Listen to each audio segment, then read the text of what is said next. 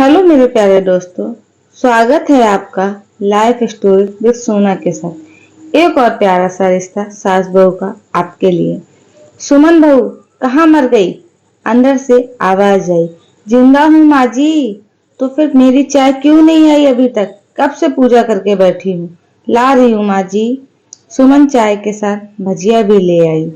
सविता जी ने कहा, तेल का खिलाकर क्या मारोगी मुझे? सुमन ने कहा, ठीक है माँ जी, ले जाती हूँ। सविता जी ने कहा, रहने दे, अब बना दिया है तो खा लेती हूँ। सविता जी ने भजिया उठाई और कहा, कितनी गंदी भजिया बनाई है तुमने। सुमन, माँ जी मुझे कपड़े धोने हैं, मैं जाती हूँ।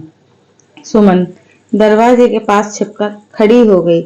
सविता जी भजिया पर टूट पड़ी और पूरी भजिया खत्म कर दी। सुमन मुस्कुराई और काम पर लग गई। दोपहर के खाने का वक्त हुआ। सविता जी ने फिर आवाज लगाई, कुछ खाने को मिलेगा? सुमन ने आवाज नहीं दी। सविता जी फिर चिल्लाई, भूखे मारोगी क्या? सुमन आई सामने, खिचड़ी रख दी। सास गुस्से से, ये क्या है? मुझे इसे नहीं खाना है, ले जाओ। सुमन ने कहा, आपको डॉक्टर ने दिन में खिचड़ी खाने को कहा है, खाना तो पड़ेगा ही। सविता जी मुंह बनाते हुए, हाँ तू मेरी माँ बन जा। सुमन फिर मुस्कुराई और चली गई। आज इनके घर पूजा थी। सुमन सुबह 4 बजे से उठ गई। पहले स्नान किया, फिर फूल लाई, माला बनाई, रसोई साफ की, पकवान और भोज बनाया। सुबह के 10 बज गए। अब सास भी उठ चुकी थी। सुमन अब पंडित जी के साथ भगवान के वस्त्र तैयार कर रही थी। आज ऑफिस की छुट्टी भी थी। उसके पति भी घर पर ही थे। पूजा शुरू हुई। सविता जी चिल्लाती हैं, सुमन ये नहीं है, वो नहीं है। सुमन दौड़ी दौड़ी आती और सब करती। अब दोपहर के 3 बज गए थे। आरती की तैयारी चल रही थी। पंडित जी ने सबको आरती के लिए बुलाया। सबके हाथों में थाली दी। जैसे ही सुमन ने थाली पकड़ी, थाली हाथों से गिर पड़ी। शायद भोज बनाते हुए सुमन के हाथों में तेल लगा था, जिसे वह पोंछना भूल गई थी। सारे लोग तरह तरह की बातें करने लगे। कैसी बहू है, कुछ नहीं आता, एक काम भी ठीक से नहीं कर सकती, जाने कैसी बहू उठा लाए, एक आरती की थाली भी नहीं संभाल सकी। उसके पति भी गुस्सा हो गए, पर सविता जी चुप रही, कुछ नहीं कहा, बस यही बोल के छोड़ दिया, सीख रही है, सब सीख जाएगी धीरे धीरे। अब सबको खाना परोसा जाने लगा। सुमन दौड़ दौड़ के खाना देती, फिर पानी लाती। करीब 70-80 लोग ही हो गए थे।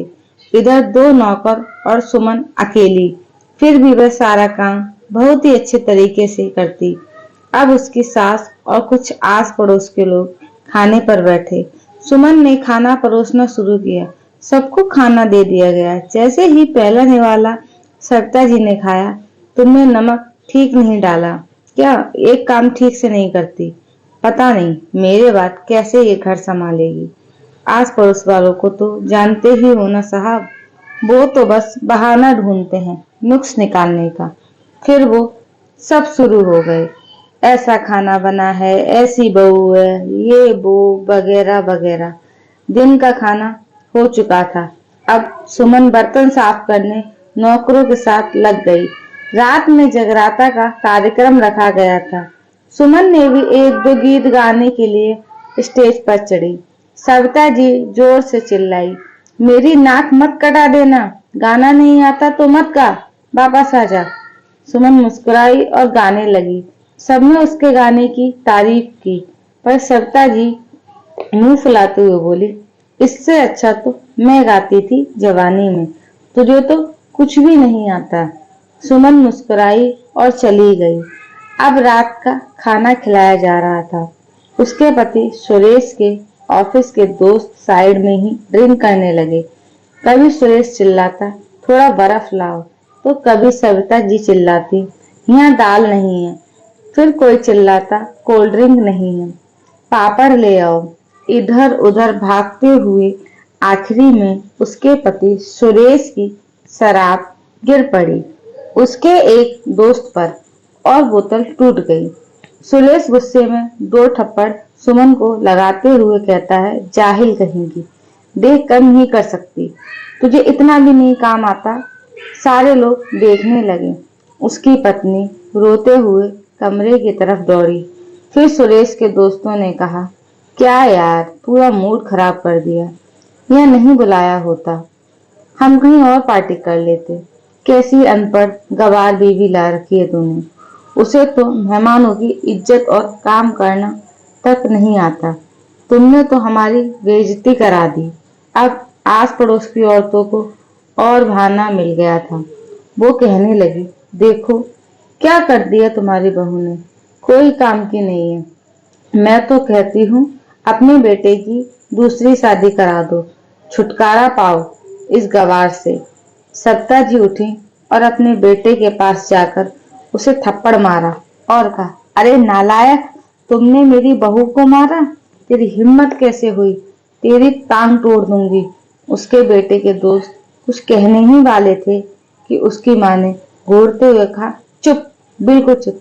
यहाँ दारू पीने आए हो, जबकि पता है आज पूजा है और तुम्हें पार्टी करनी है। कैसे संस्कार दिए हैं तुम्हारे माता पिता ने। और किसने मेरी बहू को जाहिल बोला, जरा इधर आओ, चप्पल से मारूंगी अगर मेरी बहू को किसी ने शब्द भी कहा तो। अरे पापी, तूने उस लड़की को बस इसलिए मारा कि तेरी शराब टूट गई। पापी, वो बच्ची सुबह 4 बजे से उठी है, घर का सारा काम कर रही है, ना सुबह से नाश्ता किया, ना दिन का खाना खाया, फिर भी हंसते हुए, सबकी बातें सुनते हुए, ताने सुनते हुए घर के काम में लगी रही। तेरे यार दोस्तों को वो अच्छी नहीं लगी। जूते से मारूंगी तेरे दोस्तों को जो कभी उन्होंने ऐसा कहा। उसके यार दोस्त चुपके से खिसक लिए। अब सविता जी सुमन के कमरे में गई और सुमन का हाथ पकड़कर बाहर लाई। सबके सामने कहने लगी, किसने कहा था अपनी बहू को घर से निकाल के दूसरी बहू ले आना। जरा सामने आओ। कोई सामने नहीं आया। फिर सास ने कहा, तुम जानते भी क्या हो इस लड़की के बारे में। ये मेरी माँ भी है, बेटी भी। माँ इसलिए मुझे गलत काम करने पर डांटती है और बेटी इसलिए कभी कभी मेरे दिल की भावनाएं समझ जाती है। मेरी दिन रात सेवा करती है, मेरे 1000 ताने सुनती है, पर एक शब्द भी गलत नहीं कहती, ना सामने ना पीठ पीछे। और तुम कहते हो दूसरी बहू ले आऊं। याद है ना चिंटू की दादी, अपनी बहू की करतूत। सत्ता जी ने गुस्से से पड़ोस की महिला को कहा, अभी पिछले हफ्ते ही तुम्हें मियाँ बीवी को भूखा छोड़ घूमने चले गए थे। मेरी इसी बहू ने 7 दिनों तक तुम्हारे घर पर खाना पानी, यहाँ तक कि तुम्हारे पैर दबाने जाती थी, और तुम इसे जाहिल बोलती हो। जाहिल तो तुम सब हो जो कोयले और हीरे में फर्क नहीं जानते। अगर आइंदा मेरी बहू के बारे में किसी ने एक लफ्ज भी बोला तो मुझसे बुरा कोई नहीं होगा, क्योंकि ये मेरी बहू नहीं, मेरी बेटी है। सुमन सिसकियां लेते हुए फिर कमरे में चली गई। सविता जी ने एक प्लेट उठाई और भोजन परोसा और सुमन के कमरे में खुद ले गई। सविता जी को भोजन लाते देखा तो सुमन ने कहा, अरे माँ जी, आप क्या कर रही हो, मैं खुद ले लेती। सविता ने प्यार से ताना मारते हुए कहा, डर मत, इसमें जहर नहीं है। मार नहीं डालूंगी तुझे, तुझे नई सास चाहिए होगी, पर मुझे अभी भी तू ही मेरे घर की बहू चाहिए। सुमन ने सविता जी को रोते हुए गले से लगा लिया। सविता भी रो दी पहली बार और कहा, चल खाना खा ले। फिर मजाक करते हुए कहा, फिर मेरे पैर दबाने चले आना, और ये ख्याल मन में मत लाना कि सास पैर बोलती है, किसी दिन मैं इसका गला दबा दूंगी। क्योंकि कभी मैं भी यही सोचती थी। दोनों खूब हंसने लगती हैं। कुछ रिश्ते बहुत मीठे होते हैं, बस बातें कड़वी होती हैं। अगर रिश्तों में दोनों तरफ से विश्वास और एक दूसरे के प्रति सम्मान होता है, माँ रिश्तों की नींव मजबूत होती है। तो दोस्तों, अगर आपको मेरी कहानी पसंद आई हो तो मेरे चैनल को लाइक करें, सब्सक्राइब करें और शेयर करें।